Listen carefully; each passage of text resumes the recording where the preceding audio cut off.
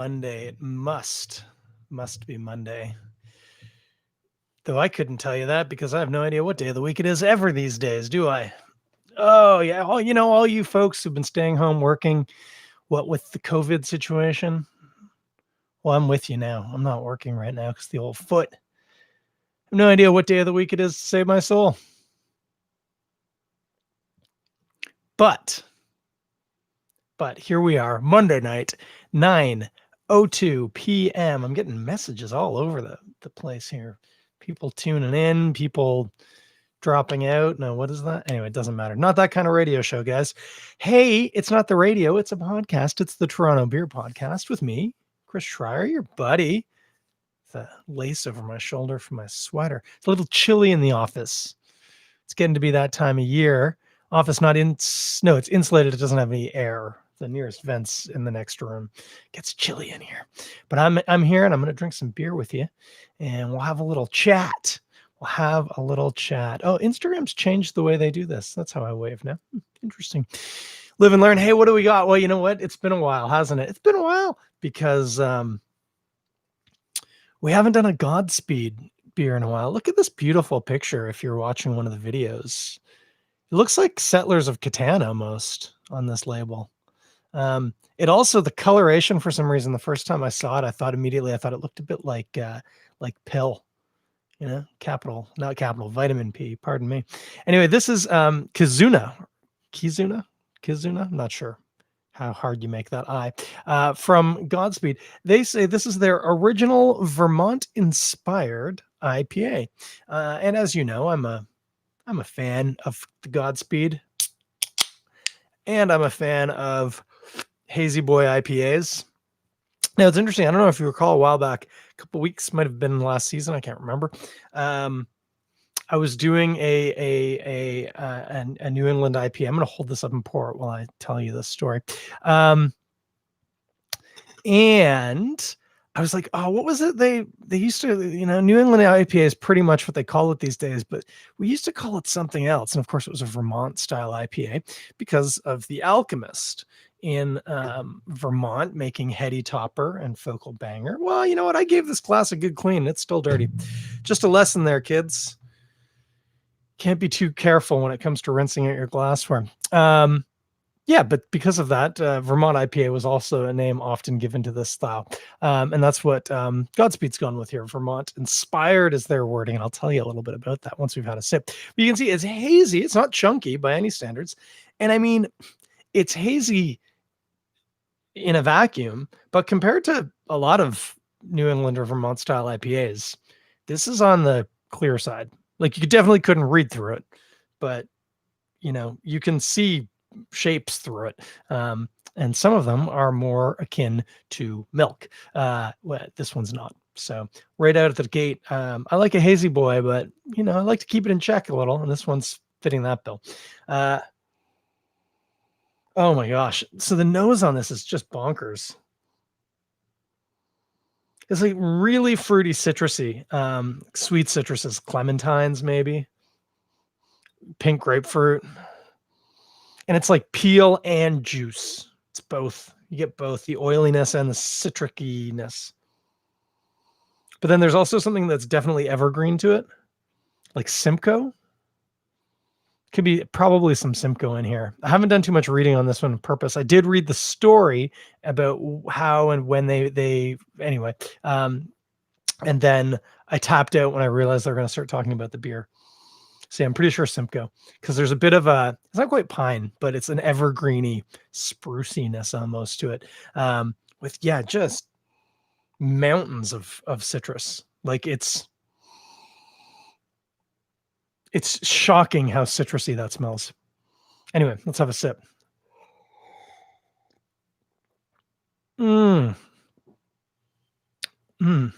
is. Ooh, that is something. That's amazing.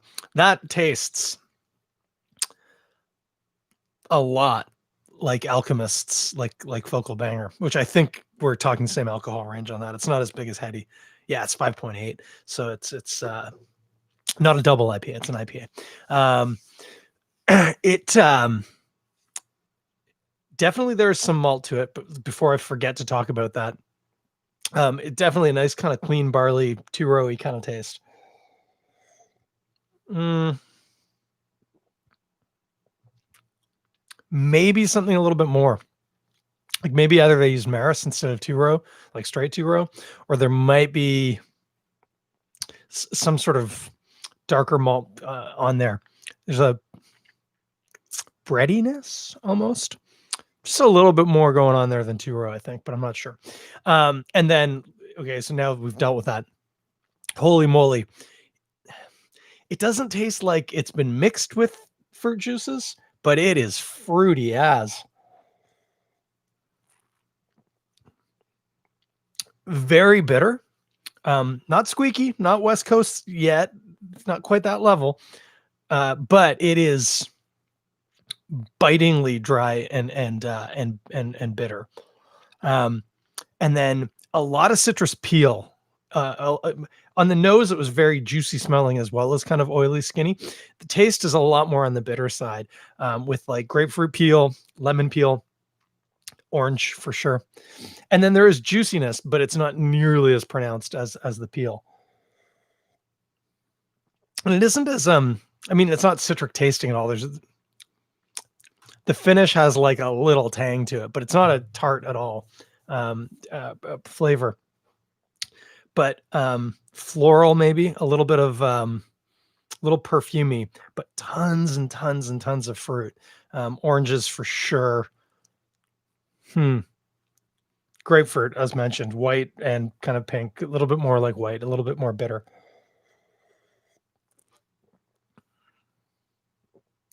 Like maybe a peachy quality, and then this evergreen, very much on the finish, just before it goes like bitingly dry. You get this green, evergreeny kind of taste just for a second, but it does drink like Simcoe. And I don't know what Cascade maybe, or I mean maybe Citra, could be Citra. Citra can get a little piney sometimes too. You know what? I'm gonna look it up. It's like I know that they mentioned it, and I stopped myself before I gave away the. I don't want to know the secret sauce. You know, I want to know. I want to make my own opinions. Okay, here we go. There it is. Kizuna. Again, beautiful label. Settlers of Catan. Citra and Simcoe. There you go. Oh, and a plethora of citrus zests. There is actual citrus zest in here. That makes a lot of sense. It expresses vibrant aromas of pomelo. Okay, passion fruit. Okay, apricot, maybe peachy, apricot-y, sure. And something approaching green. Flavor profile similarly amplifies its citrusy underpinnings with notes of freshly squeezed lemon, pink grapefruit, and orange pith. Yeah, it's pithy. That's a really apt description. Before washing into a faint tartness in the finish. Yeah, also a very dry finish. Nicely dry. So I won't read you word for word, but basically the story goes why they made this. When Bim was still brewing at Duty Sale, Sean Hill from Hill Farmstead in Vermont came up to brew with them, and they were like hanging out, or maybe he went down there. I don't know if the story related that now that I say that. But anyway, they were together and talking about this exact kind of beer. And so, okay, I need to look. It does say during a fateful collaboration between our brewmaster, that'd be Bim, and Sean Hill. And then it just talks about the era of Vermont IPAs and such. Sorry, I just got completely distracted there. But yeah, so this was kind of made in mind, that brewing with Sean Hill, which is like, let's not leave out for a moment that Bim and like that time I was me and Sean Hill hanging out, making some beers. It was a good time, chill. That's kind of bonkers. but that's why they made this. This is like, that's why it's Vermont specifically as opposed to New England, because of Hill Farmstead. Really good. Really good. I should have been thinking about food. Was just trying to get to that point because I knew I needed to get past that mentally, get that out of the brain. Mm,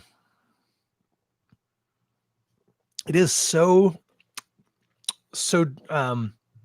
again, not like squeaky bitter, but it's quite bitter. There's quite a pronounced bitterness to it. So it makes me think, oh shoot, sorry, I can't cross that leg. That's the broken one. It makes me think I want to play off the bitterness. I don't want to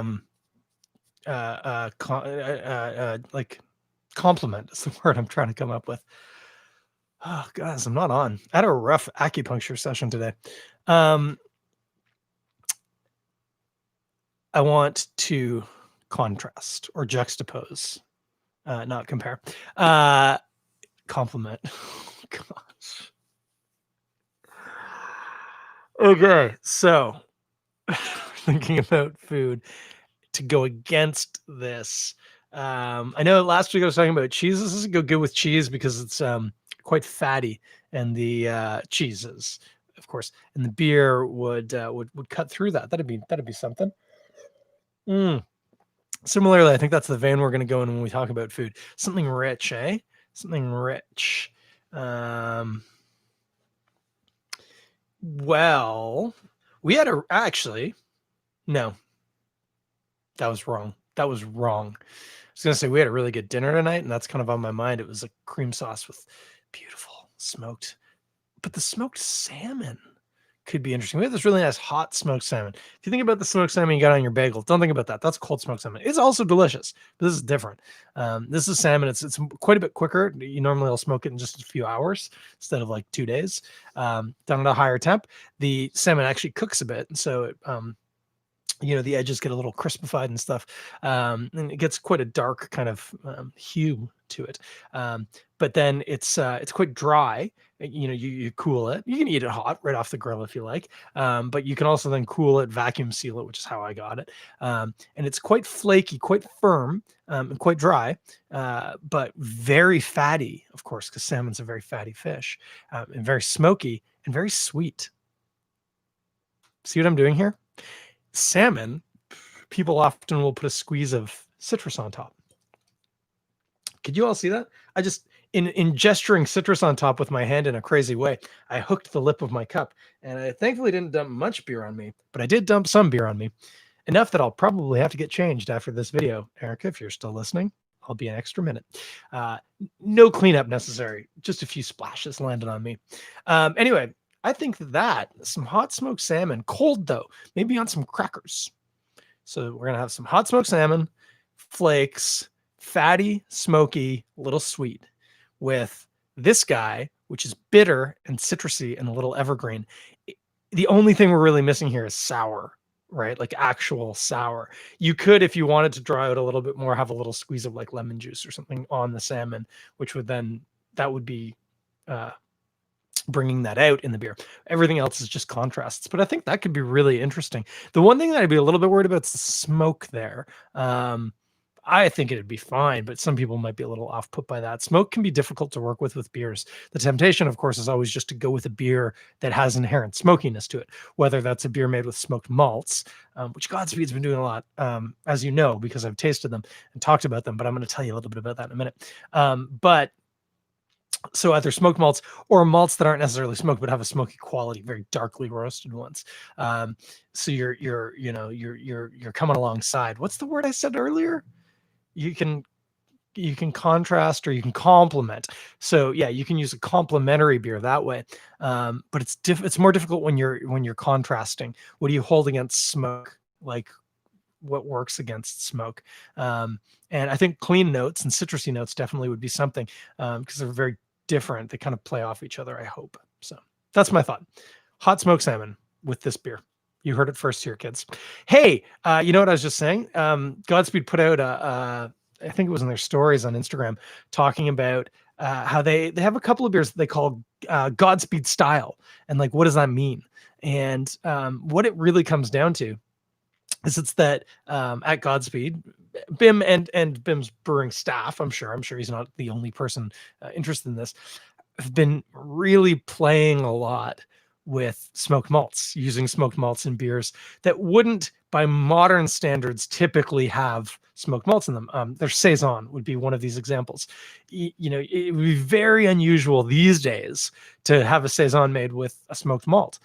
Their point with the saison specifically is historically, because saisons were made as literally farmhouse beers, like made in farmhouses, the farmer probably would have produced the malts, and maybe wouldn't have necessarily malted them themselves, but it would have been done locally, and historically would have been done in a smoky environment. It would have been done with fire, and so the malts would all have had a smoky quality to it. And so, of course, historically, saisons would have had a smoke kind of character to them. In some places, other places they use different types of malting equipment. It gets a little complicated.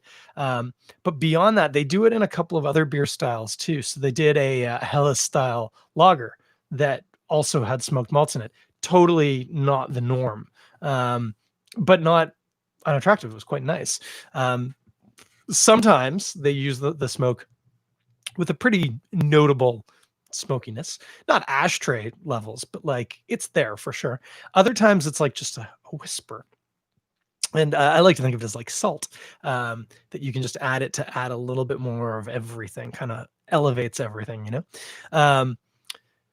But the reason why they opted to say Godspeed style is because as soon as you call a beer a smoked saison or a smoked Helles or whatever, it creates an expectation, which for a lot of people is negative. And so it's a way of trying to encourage people to be a little experimental without having to, you know, give in to these, you know, prejudices they have about smoke. I've been drinking the I never say it right, Svetli Latsik, the Czech Pilsner. I drink it a lot. Like that's a pretty normal beer for me to have in the house. I just picked up some, and I don't know if it's because I just read that, if it's just tricking me, but I'm wondering if they're putting a bit of smoked malt into there these days. I don't know if it's been there since day one and I never noticed it, or if, like I say, it's a little, you know, placebo effect because I've been told, you know, oh yeah, Godspeed style, there's a lot of smoke stuff. But I'm wondering, and it might even be that there didn't used to be, and they're just a little bit more, a little bit more. You know, that's how you make changes in a beer, is very slowly. But I'm wondering if I'm picking up just a little smoke malt in that Pilsner. Who knows? I know who knows, and I can ask him. I could text him right now. Well, I can't because it's the Instagram machine, but we could figure that out. But I'm going to leave it. I don't want to be embarrassed if it's not. So that's that. Godspeed. This available right now at the brewery. I highly recommend. One of the most wonderfully painless online ordering experiences. And it's the second closest brewery to me geographically, and the first in my heart. No offense, speeches. Come on. You go online, go to their website. It's Godspeed Brewery, I think. I just had it open. Where'd it go? GodspeedBrewery.com. You can order, you can get pickup at the shop. You can just go into the shop and buy too. It's still open. Everything else is closed there, but the shop's still open. But even better, order today, delivery tomorrow, or if you order before 11 in the morning, same day, for Toronto delivery. There's limited postcodes, but I think it's a good chunk of Toronto anyway. So you can order online. It's available right now. Mwah. It's beautiful. I highly recommend. I'm going to have a sip and then get back at you 1 second. Hang tight. I'll be right back. If this were a real podcast, this would be like an advertising break. I'll do an ad 1 second. Hey friends, are you like me? Do you like to drink independent beer? Of course we do. That's a bit of a joke. Indy Ale House in the Manulife Center at Italy and their Junction location. We love Indy. I had some Indy Ale House beers. Didn't I just do one last week? No, I did that's right. McTavish and Memoriam. Had a couple of Indy beers, real nice. So they're the same. I'll go online and order, and they'll deliver it. And that's it's the best part of COVID. Man, you can just. I know a lot of breweries are already doing delivery, but it just seems so novel, like the virus. Anyway, check out Indie Ale Hiss. This message not sponsored by Indie Ale Hiss, sponsored by my love for Indie Ale Hiss. One more sip. I'll be right back. So we don't have a lot on. This past weekend would have been Cask Days, an event that I've been serially absent from recently. Not liking crowds that much anymore. It's a great event, though. Damn. I wish I had more money and liked people more, because it would be the exact type of event I would have loved to have gone to at this point in the year if it had been happening. But of course it isn't, because COVID. So if you're missing Cast Days, I am sorry to hear that. I am a little bit too. Actually, more than anything, what I'm missing about Cast Days is everybody else talking about Cast Days. I like to live vicariously through people going to Cast Days. Well, I got to stay at home and drink cans of beer and not have to deal with people. But so that's kind of sad. I know there's been a lot of milestones like that, but that one, man, remember in February when this thing happened? I remember thinking when it came down and everything started shutting down in March, and somebody we knew, their kid was having a birthday or something, they couldn't have it, obviously, because social gatherings were verboten. But I think they did like a Zoom party or something like that, which is, that sucks for a kid. No one wants to do that. You want to pin tails on things and smash piñatas. So then at that time I thought, well, this is terrible, but I don't think any of our birthdays are going to be affected by this, because of course the next birthday was Ben's. That's in August. And then me, that was last week in October. And then my birthday we had a party, but it was a very modified party. So yeah, a lot of that's been going down, and it just seemed, I don't know, maybe only twice. Not sure. What else is happening? You know what? It's a good thing. Let me see if I can find it here. I think we've talked about this before, but it isn't just left field, I don't think. I know Left Field did one, but there's pairingwithbeer.com. That's exactly what I'm looking for. Pairing with beer.com. It's just taking a minute to load. Anyway, what it is, you go online, here it comes. Put up, guys. It's the 20. Good on charge when I would recommend checking them at pairingwithbeer.com. Check out their events. Looks good. But I think it's, at this point, it just seems like it's not going away. And I think we need to start making some noise about it. If you haven't heard, decided to about it. It's an email campaign, and you can take part. And when I did it, there was, I think I've already closed that. People had taken part. Well, else, I don't know if there's anywhere where it's the kind of place that you would see that you can add your voice to it, whether you knew or not. Maybe, I don't know, maybe there's some opportunity for dialogue here, and it could be a growing experience. But building with RCMP officers staple. There's a picture you probably don't want. Don't think about that if you get this and are drinking it, unless you like the smell of. I have time to shut it down. Yeah, that's what we got. Hey, have a good week. I'm going to be gently rehabbing my stupid leg.